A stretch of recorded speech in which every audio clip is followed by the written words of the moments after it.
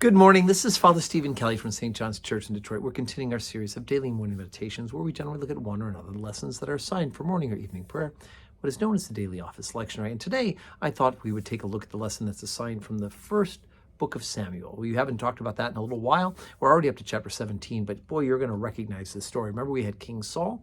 God didn't want the people of Israel to have a king, but the people of Israel insisted, and God, careful what you pray for. God gave them a king, and it has not gone well with Saul. Meanwhile, we have somebody who's God owns choosing to replace Saul.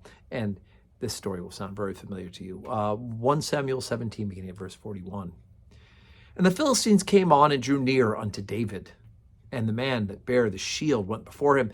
And when the Philistine looked about and saw David, he disdained him, for he was but a youth and ruddy and of a fair countenance. And the Philistine said unto David, Am I a dog that thou comest out to me with staves? And the Philistine cursed David by his gods.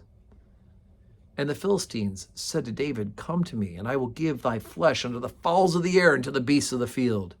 Then said David to the Philistine, Thou comest to me with a sword and a spear and with a shield, but I come to thee in the name of the Lord of hosts, the God of the armies of Israel, whom thou hast defied. This day will the Lord deliver thee into mine hand, and I will smite thee and take thine head from thee, and I will give the carcasses of the hosts of the Philistines this day unto the fowls of the air and to the wild beasts of the earth, that all the earth may know that there is a God in Israel.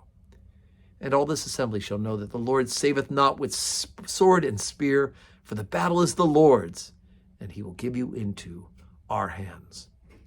And it came to pass, when the Philistine arose and came and drew nigh to David, that David hasted and ran towards the army to meet the Philistine. And David put his hand in the bag and took thence a stone and slang it, and smote the Philistine in his forehead. And the stone sunk into his forehead, and he fell on his face to the earth. So David prevailed over the Philistine with a sling and with a stone, and smote the Philistine and slew him. But there was no sword in the hand of David. Therefore David ran and stood upon the Philistine, and took the sword and drew it out of the sheath thereof, and slew him, and cut off his head therewith. And when the Philistines saw their champion was dead, they fled. Okay, so this is a real familiar story, folks, isn't it?